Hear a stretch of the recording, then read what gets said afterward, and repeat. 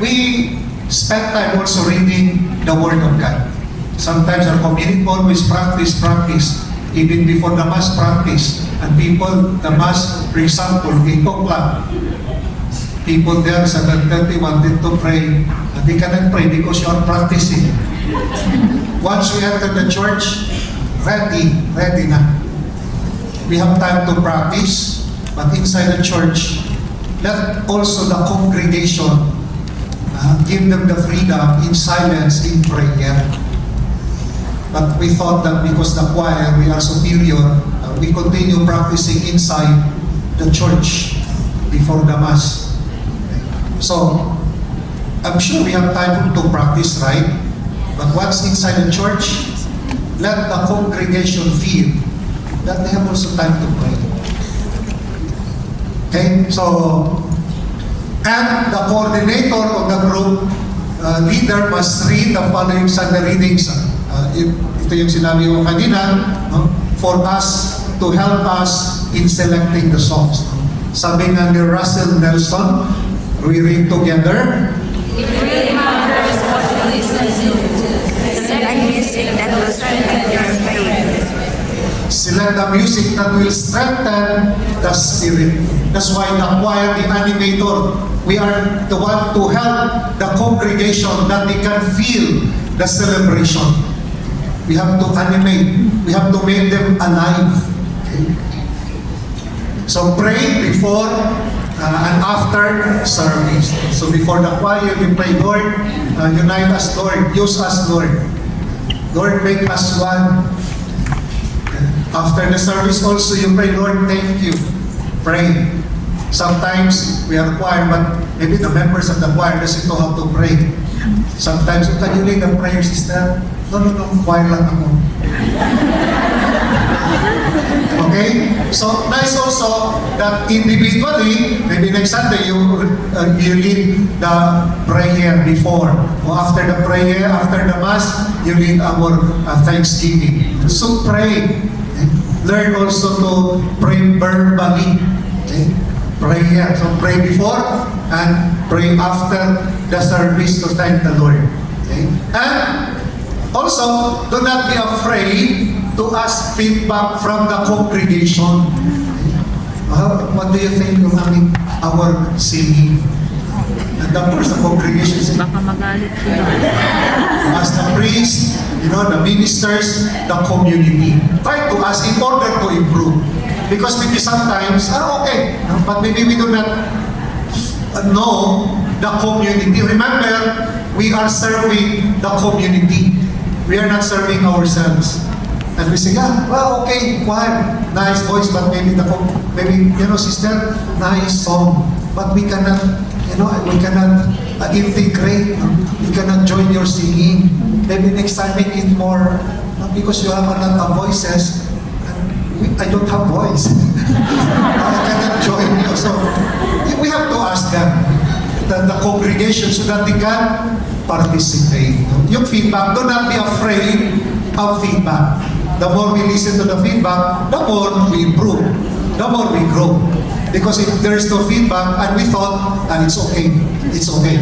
But the more we listen, the more we improve. Remember, choir, we are at the service of the community. We are only animators. Okay? And if possible, this one I mentioned, once inside the church, no more practice unless it is necessary. Unless it is necessary. Give the congregation time to pray, especially for us, because not only English Mass, after the Mass, another Mass for the Chinese, and we have to vacate. Sometimes the other faithful, they come to church early because they want to pray inside the church. But because they cannot pray anymore, because that time before Mass, we use it as a time also for practice.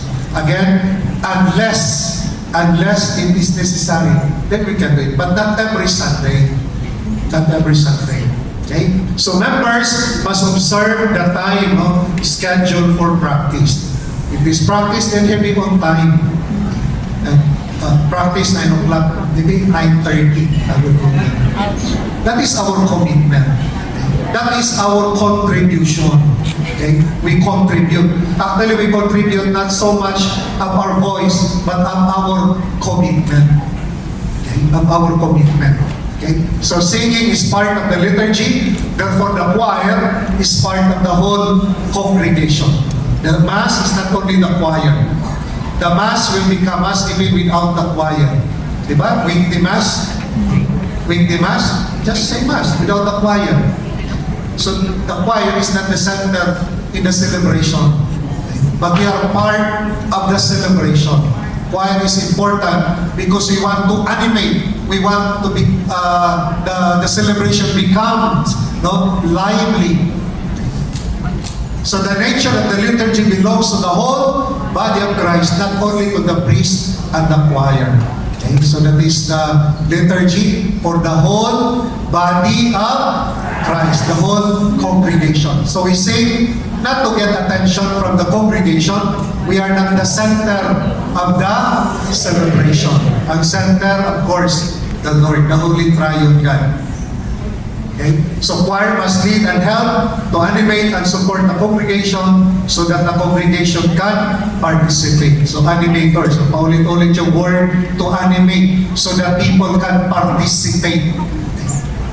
So we sing because we inspire the congregation to worship the Lord. So our singing should move people to worship Him. Our singing should move the congregation, the participants, to worship the Lord. Okay? So must learn also, the choir must learn also the structure of the Mass. As you know, before, in my former assignment, for how many years, instrumentalist, hindi pa rin niya, pag hindi alam mo, ano yung Gloria. No, he doesn't know the sequence. Basic for the choir. Sometimes, singing already. For example, Amen. But you did not sing the Amen. Another song, or Kyrie, yung is Kyrie, or Gloria. Okay? So we should know the basic, not only the instrumentalist, but all the choir. Let us proclaim the mystery of faith. So we have to know the structure of the Mass. That's why the choir, remember we start from after servers, lectors, so that we will know also the other ministries. Alam natin other ministries, not only the choir. Remember, in our celebration, it should unite us, that we will become one. That after the celebration, we'll become united. Different ministries, but we are worshiping one Lord. Okay? So we have to learn the structure, the entrance, the Kyrie, Gloria. We know the structure of the Mass. Not only the leader, not only the instrumentalist, but all members, the choir must know the structure of the Mass. There are two parts of the Mass, right? Ano yung two parts of the Mass? The liturgy of the Word and the Eucharist. So, Word, from entrance, doon sa prayers of the faithful. Eucharist offertory, doon sa communion. So, we know the structure. And participate also, choir must participate the sacramental life of the church. That we go as what Ate Jo, once a year, we go for sacrament of confession. And regular attendance, not only because it's not our assignment for the choir, I didn't attend the Mass. Regular. Remember, our aim is for sanctification. We do not join the choir to contribute, but our aim is to sanctify the self. Okay? Sanctify the self. Okay? So let what you sing, put your music and worship in your daily living. Okay? So yung choir, let your music, put it into practice. Let your faith, put it into practice. No longer your mouth sing, your voice sing, but your action now is singing. Okay? That is also our spirituality for the choir. Na hindi na ka lang kumanta, pati yung kilos mo, pamumuhay mo, kumakanta na. You make the word, the music alive through our daily living. Okay? So I'm sure in the booklet, nandun naman yung mga some theology, catechesis doon sa choir, babasahin nyo na lang. So more practical na lang because you don't have enough time. Okay? So, sing to worship the Lord. Okay? Question? Yung question, yung kaninang meeting mga tanong, hindi rin itanong. Oh, do you have question? Yes? Microphone. Si Andrea, some question. Okay? Question? Ate Jo, dito Ate Jo. James, Brother James. Para sa sagutin. Hello, my name is Okay. Microphone, Ate Jo. Because sometimes it is a big question that we can learn. Thank you, Father. Father, how do we know which music is approved for use in Catholic liturgy? Okay, so the appropriate music for the mass, right? The question, what are the appropriate music? That is why we know the season or the theme, yung the readings. For example, last Sunday, about the vine, to abide in Christ.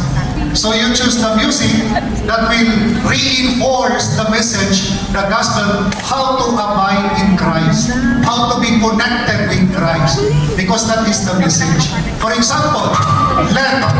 Lent is about repentance. So you sing about repentance as well as Holy Week. No, I call it in JR because the brother, you really not sing because Hosea come back to me, because the readings at the time, because year B, no? So, hindi na Hosea yata. Year 1 to 24. Year 2, year 1, yung Hosea readings. But, I told, you did not sing about that coming back. So, the message actually, for example, let repentance, come back to the Lord. That's why it doesn't mean that Hosea word is there, that we have to sing the Hosea. Even if it is not Hosea, as long as the message of that song is coming back, returning to the Lord, then we use that song.